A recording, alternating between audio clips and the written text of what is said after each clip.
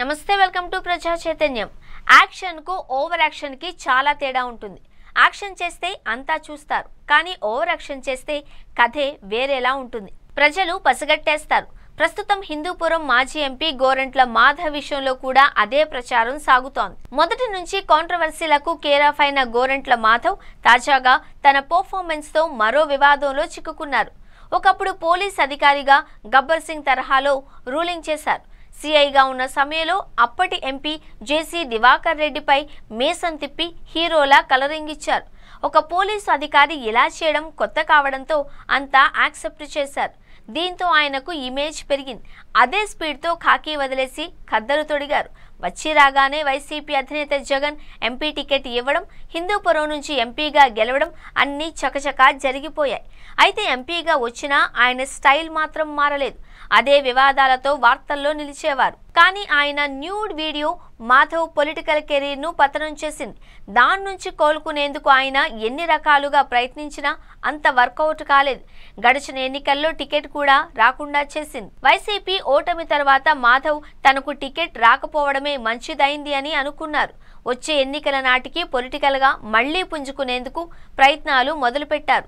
ఎప్పటిలానే దూకుడుగా తెలుగుదేశం, చంద్రబాబు, లోకేష్, పవన్ కళ్యాణ్ వంటి నేతలపై నోటికిష్టం వచ్చినట్లు మాట్లాడుతూ జగన్ దృష్టిలో పడేందుకు ప్రయత్నిస్తున్నారు। తనకంటూ ఒక నియోజకవర్గం ఉండాలి అని రాప్తాడుపై గురిపెట్టారు। రాప్తాడులో తోపుదుర్తి ప్రకాష్ రెడ్డి యాక్టివ్గా లేని సమయం చూసి అక్కడ బాగా వేయాలి అని చూశారు। కానీ ప్రకాష్ రెడ్డి ఒక్కసారిగా యాక్టివ్ కావడం, హంద్రేనివా కాలువ వెడల్పు, రామగిరి ఎంపీపీ, వైసీపీ నేత కురుబ లింగమయ్య హత్య ఇలాంటివన్నీ కలిసొచ్చాయి। పైగా పెనుకొండలో ఎంపీటీసీలను కాపాడుకునే క్రమంలో ఆయన పోలీసులపైకి, టీడీపీ నాయకులపైకి దూసుకు వెళ్లిన ఘటనలతో కేసులు నమోదయ్యాయి। అదే స్థాయిలో దూకుడు ప్రదర్శిస్తే పార్టీ అధినేత దృష్టిలో పడవచ్చు అని అనుకున్నారు। జగన్ వద్ద ప్రకాష్ రెడ్డికి మంచి మార్కులు పడడంతో మనం కూడా అదే స్థాయి పర్ఫార్మెన్స్ ఇవ్వాలి అని అనుకున్నారో ఏమో। సీన్ కట్ చేస్తే మాధవ్ ఏది చేసినా రొటీన్ కు భిన్నంగా ఉంటుంది। పైగా సినిమా స్టైల్లో ఉంటుంది।